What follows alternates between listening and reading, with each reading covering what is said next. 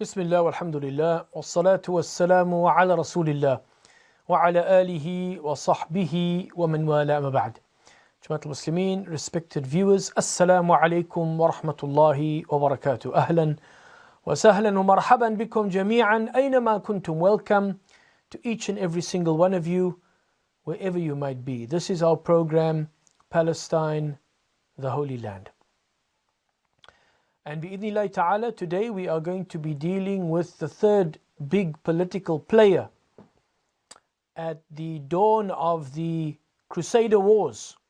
Who were the three big players in the Muslim world that were present at the time when the Crusaders, when they burst out of Europe, coming across the Anatolian plateau and down into the Levant to commit a great form and chain of massacres, in actual fact, right up to the capture of Jerusalem in 1099. In fact, the first victims of the Crusades were the Jews in Europe, many of them massacred as they made their way down into the Levant, capturing Jerusalem on the 15th of July 1099. So we've been speaking about the big players to understand the backdrop, the context as to how come the Ummah was so weak and couldn't defend itself from these marauders, from these pillagers. And we've spoken about the Seljuks, and I started with the Seljuks because Kilij Arslan, he was the first one, the Sultan of the Seljuk Sultanate of Rome, to face the Crusaders at the Battle of Dorylaeum. Then we spoke about the Abbasids. We went into some detail about the rise, the expansion, the consolidation, and the weakening and the decline and the fragmentation of the Abbasid Empire. Actual fact, we ended off yesterday speaking about Tughril Bey, when he entered Baghdad and he overthrew the Ad-Dawla al-Buwayhiyya, the Buwayhids, and basically restored real power to the Sunni world, maintaining the spiritual power of the Abbasid Empire, as was even done during the time of the Buyids or Buwayhids, who were Shia, but they held the real power, but they let the Abbasid Khalifa maintain or hold on to the so-called spiritual power.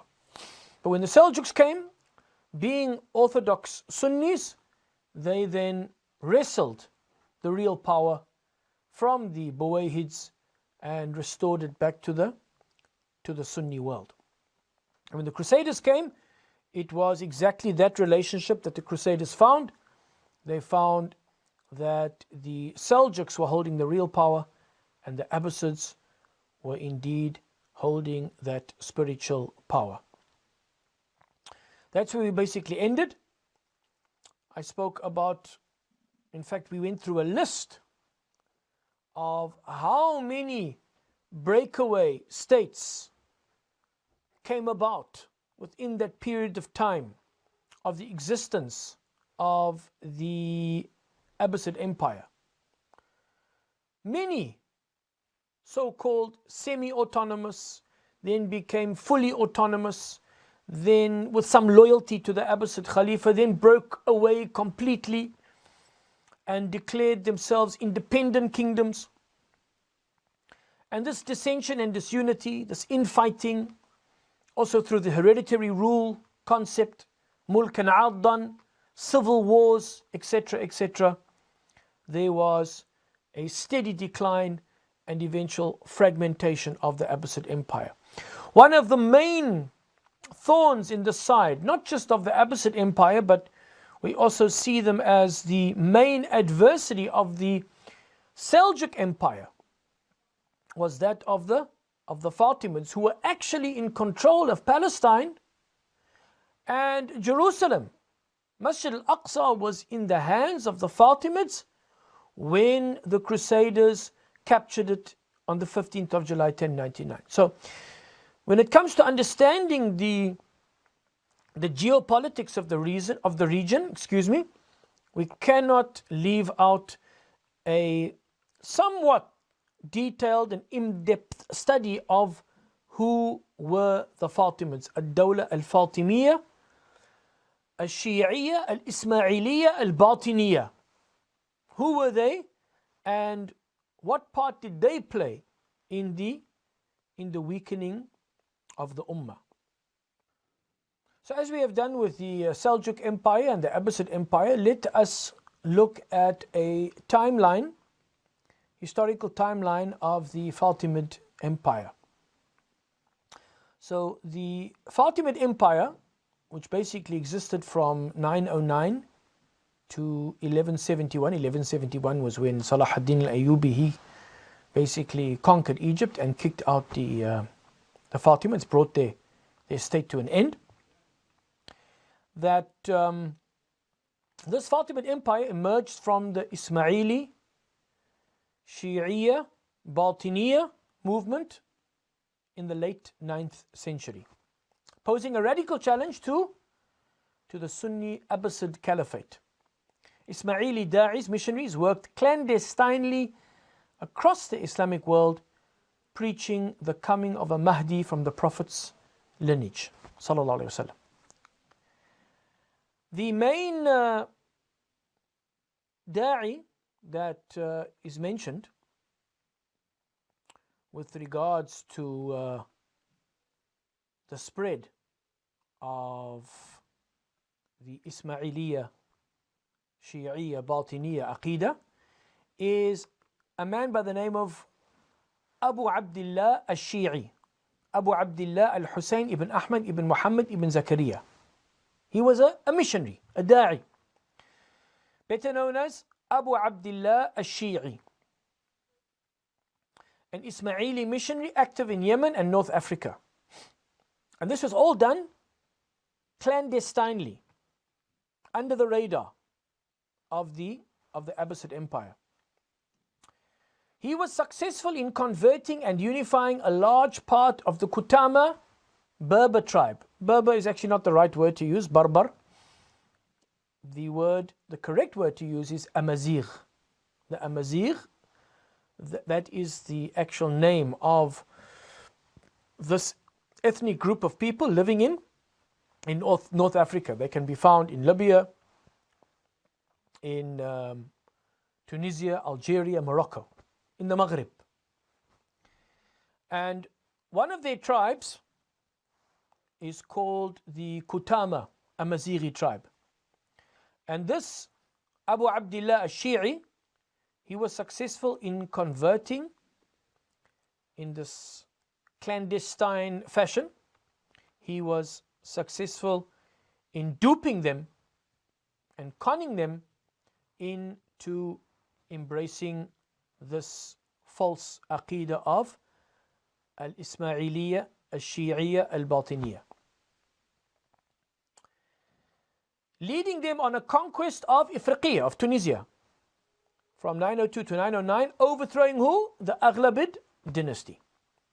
This ultimately led to the establishment of the Ad-Dawla al-Fatimiyya in Tunisia under the Imam, the Khalifa, Abdullah al-Mahdi.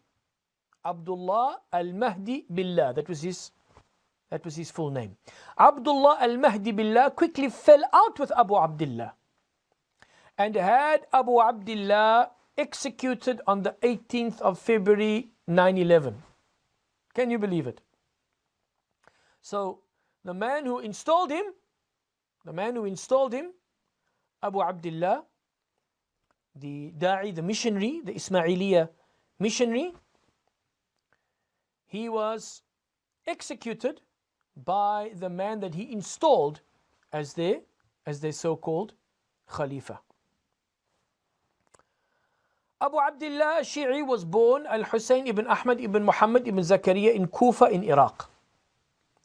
According to the sources, he may have been an early 12 Shi'i adherent before being proselytized along with his brother Abu al-Abbas Muhammad in 891 to Ismailiya Shi'iyya.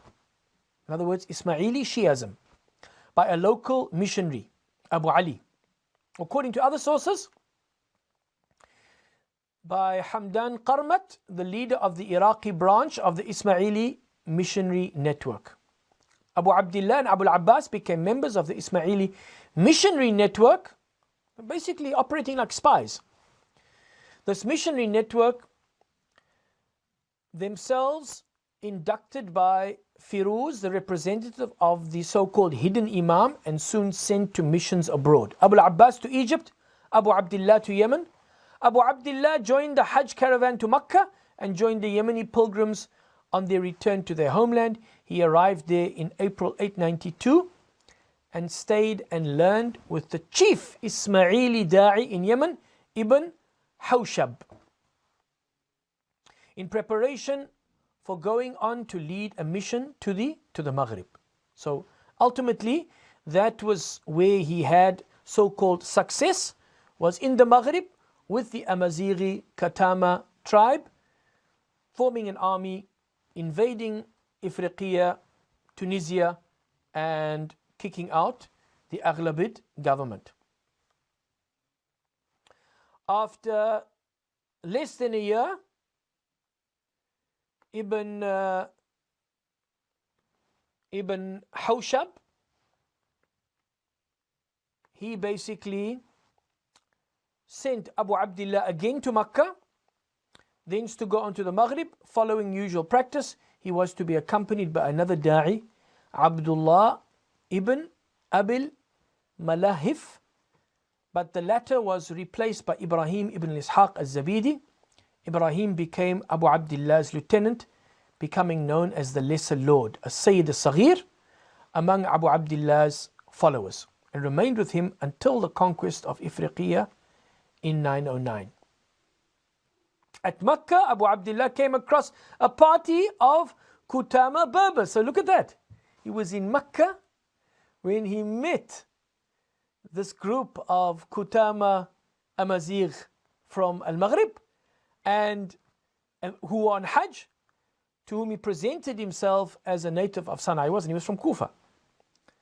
According to later sources, after engaging them in discussion, he found out about the situation in their homeland, the feebleness, in other words, the weakness. The Aghlabid government had become weak outside the core territories of Ifriqiya, and the Amazigh's own military potential. Seeing an opportunity, he managed to convince them to invite him to come and teach them his doctrine. Modern scholars, on the other hand, cast some doubt on the story of an unplanned chance encounter, instead emphasizing that the da'wah and Abu Abdullah himself chose their targets with intention. There are stories about previous Shia missionaries sent to the Maghrib. The Kutama party contained at least 2 who were Shia themselves and thus amenable to the Ismaili cause. Moreover, the Kutama, unlike most Amazigh, were not followers of the Ibadi Kharijite Imamate of Tahert, living on the margins of the settled Muslim society of Tunisia. They may have been only superficially Islamized, retaining many pagan practices. This so-called syncretism, the syncretic religious practice, it didn't just happen to them, it even happened to some of the Turks after their reversion to Islam. They also maintained certain Jahiliyyah practices, pagan practices, which eventually, when of the Atrak became ulama, became scholars, then they managed to weed out these practices. And the same thing happened to the Amazigh in North Africa. So Abu Abdullah accompanied the Kutama back to their homeland in Lesser Kabylia. Arriving there in June 893, his brother Abu al-Abbas remained in Egypt and provided the link to the headquarters of the Dawah in Salamiya. Salamiya, which is a city in central Syria, administratively part of Hama government, or government, afwan. And in fact, its inhabitants are predominantly Ismaili up to this day. So that was the headquarters of the Dawah in Salamiyah in Sham. Abu Abdullah secured the protection of the Saktan clan and immediately began his missionary work, establishing a base in the scarcely populated area of Ikjan. The Da'i made some powerful converts in the chieftains Abu Musa ibn Yunus al-Azai, leader of the Masalta clan, and Zaki Tamam ibn Mu'arrik, nephew of the leader of Ijana. At the same time, his teachings aroused opposition, not only from the adherents of Kharijism, who rejected his teachings. So we know the Ibadiyya, which still exists in Oman today. That was a form of Kharijism, Khawarij at that time, and they rejected these teachings of the Ismailiyya. But also as a result of political rivalries, as some leaders of clans or tribes associated themselves with Abu Abdullah, their enemies came to oppose him. As a result, he soon had to move his base of operations from Ikjan to Tazrut. As a veritable prophet in the midst of ignorant people, as a veritable prophet, that's how he presented himself. In the midst of an ignorant people, Abu Abdullah models his activities on the example of Muhammad sallallahu alaihi wasallam. Ikjan and Tazrut became an abode of refuge, Dar al-Hijrah. So he used all these terminologies from the seerah of the Prophet sallallahu alaihi wasallam to dupe and to con these people. His followers were termed the friends awliya, or faithful mu'mineen, a chosen people. Conversion and participation in the new community meant the shedding of previous practices and affiliations. Under the new doctrine and its preacher, the adherents were forged into unity, disregarding prior tribal or clan affiliations. Abu Abdullah divided his armed followers into 7 parts and appointed a commander over each, while newly designated missionaries were entrusted with the governance of the districts under their control. In accordance with Shia practice, 1/5 of all booty was set aside for the Mahdi, when he should come into his kingdom. This grew to a substantial treasure which served as an example of the missionary's own integrity. He never used it and entrusted it to its management to his officers, as well as a test of loyalty for his officers. Those who embezzled it were rapidly purged. So this was all in preparation for the conquest of Tunisia and the installation of their so-called Mahdi. Let's take a short break and we'll be back thereafter bi'idhnillahi ta'ala. Wassalamu alaikum wa rahmatullahi wa barakatuh. Bismillah walhamdulillah wassalatu wassalamu ala rasulillah wa ala alihi wa sahbihi wa man wala ma ba'd. Once again, assalamu alaikum wa rahmatullahi wa barakatuh. Let us now continue from where we left off, speaking about the establishment of Ad-Dawla al-Fatimiyya, the Fatimid Caliphate, which basically took place in northern Africa. In fact, the province was called Ifriqiya, Tunisia, when this Ismaili Da'i, this Ismaili missionary, Abu Abdullah, where he managed to convert a number of the Kutama Amazighi tribal people who were still very much ignorant about Islam and were easily conned and duped into accepting this false aqidah, this false belief system. And after converting a number of them, he established an army and he managed to unseat the Aghlabid government that were in control of that province of Ifriqiya. Then after taking over this area of Ifriqiya, the Da'i Abu Abdullah, he installed Abdullah al-Mahdi Billah. He was basically retrieved from a place called Sijil Masa. Sijil Masa was a medieval Moroccan city, and that is where he was waiting. Abdullah al-Mahdi Billah. he was retrieved from Sijil Masa and then accepted as the Imam of the movement. We have Sunni historians casting great doubt on this so-called Mahdi's genealogy and legitimacy. And Sunni chroniclers derisively dubbed them as Ubaydids, Banu Ubaid, after the diminutive of Al-Mahdi's name to imply a false lineage. For example, the 14th century Sunni scholar Ad-Dahabi wrote of Al-Mahdi, he was neither Hashimi nor Fatimi, neither from the Prophet's clan, sallallahu alaihi wasallam, nor truly a descendant of Fatima. And he noted that the genealogists and scholars denied his claims concerning his lineage. Such accusations that Al-Mahdi was actually the son of Maymoum al-Qaddah, a figure some sources maligned as a Persian occultist or Jew, became widespread in Sunni polemics. This Sunni black legend of the Fatimid origin shaped subsequent historiography and was later formalized in the Abbasid court's Baghdad manifesto of 1011, which officially declared the Fatimids' ancestry fraudulent. So that's just giving you some background of, as this was established, what was the reaction in the Sunni world, especially from amongst the scholars of Ahlus Sunnah wal Jama'ah. So the Fatimids established themselves in this region known as Ifriqiya in Tunisia, and as well as northwestern or northeastern Algeria, roughly present-day Tunisia and northeastern Algeria. They extended their rule across the Mediterranean coast and ultimately made Egypt the center of their Khilafah. Their Khilafah, we don't consider it a Khilafah. At its height, their Khilafah included, in addition to Egypt, varying areas of the Maghrib, Morocco, Sicily, the Levant, and the Hijaz.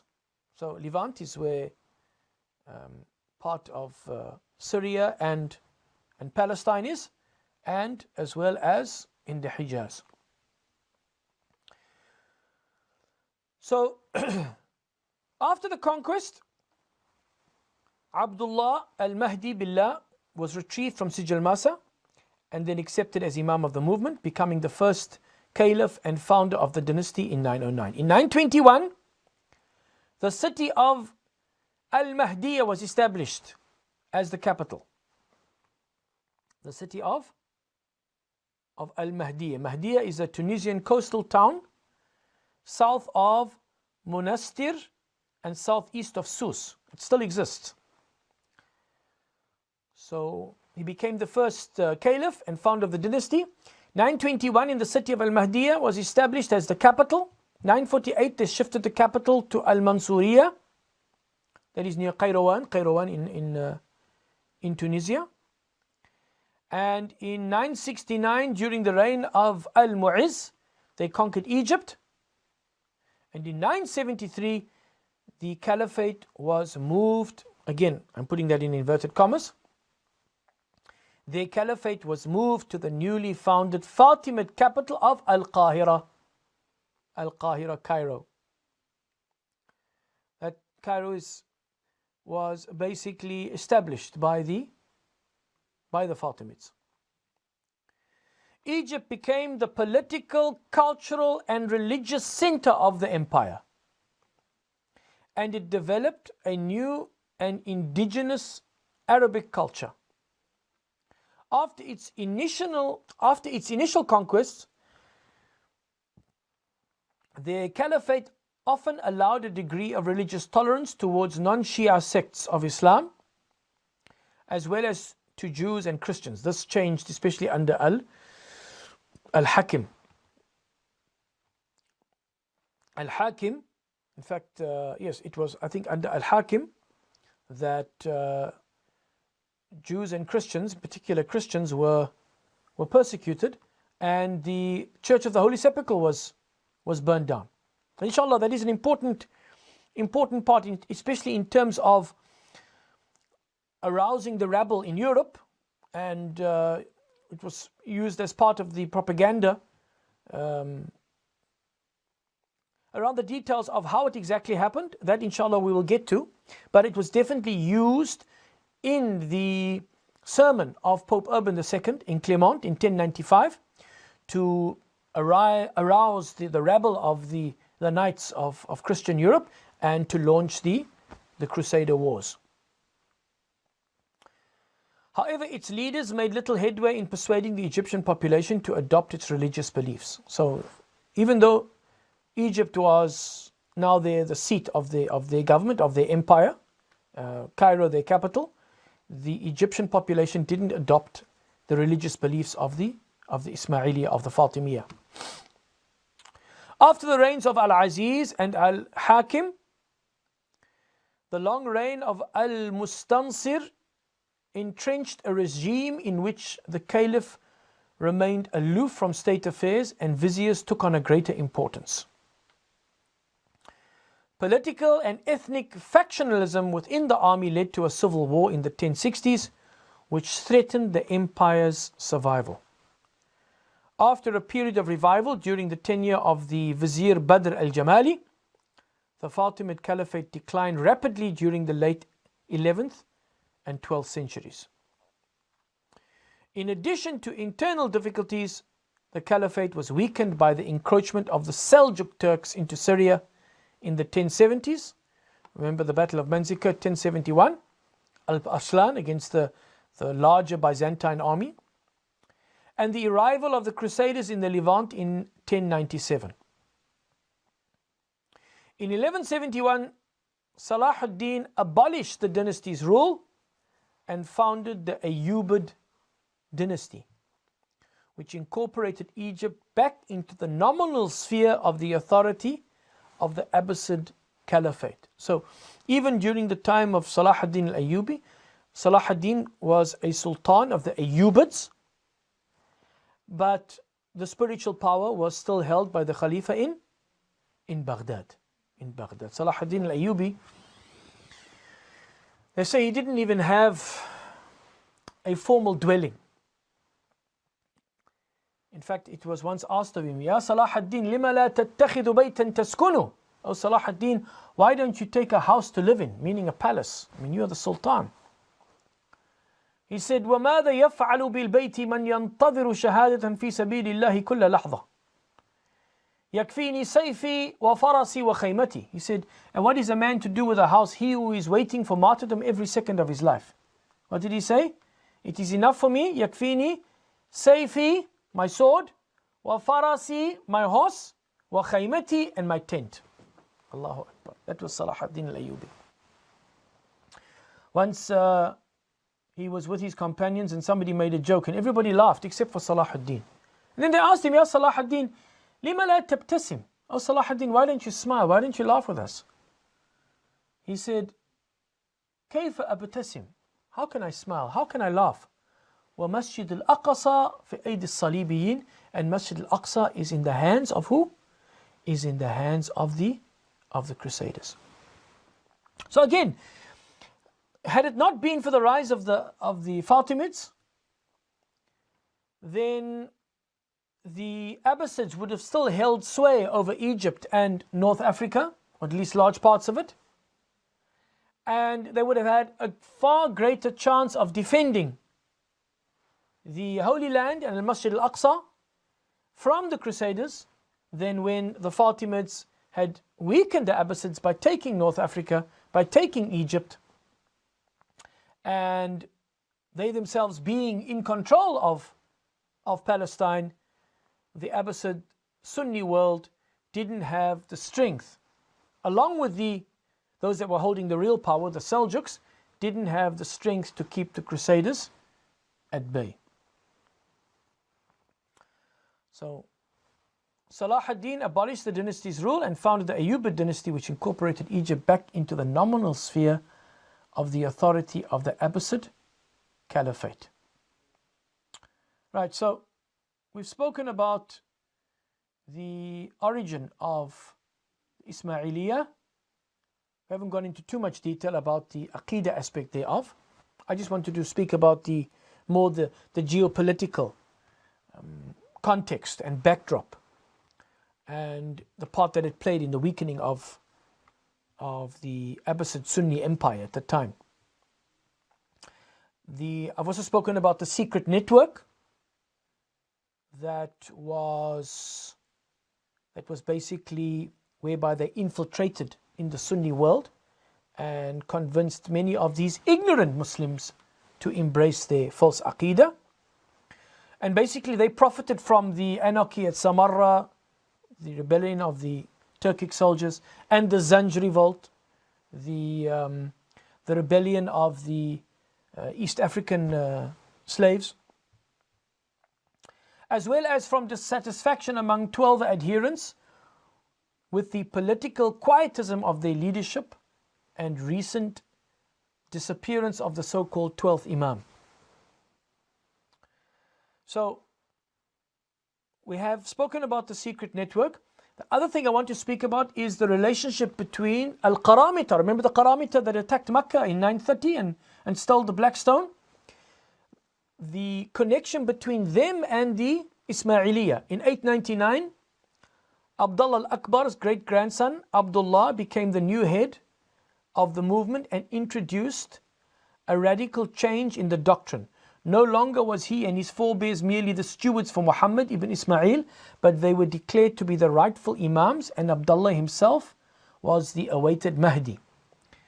Various genealogies were later put forth by the Fatimids to justify this claim by proving their descent from Ismail ibn Ja'far. But even in pro-Ismaili sources, the succession of the names of Imams differ, while Sunni and Twelver sources, of course, reject any Fatimid descent from the Alids altogether and consider them impostors. Abdullah's claim caused a rift in the Ismaili movement. This is where the Qaramita come in now. As Hamdan Qarmat and other leaders denounced this change and held onto the original doctrine, becoming known as Al-Qaramita. I'm using the Arabic term. In English, the Qarmatiyans or Qarmatians. While other communities remained loyal to Salamiyah. Salamiyah, where this so-called Abdullah al-Mahdi Billah was now waiting for Abu Abdullah and his Katama Amazighi army to take over Ifriqiya, which we said was what? Tunisia and northeastern Algeria. Shortly after, in 902 to 903, pro-Fatimid loyalists began a great uprising in Syria. The large-scale Abbasid reaction it precipitated and the attention it brought on him forced Abdullah to abandon Salamiyah for Palestine, Egypt, and finally for the Maghreb.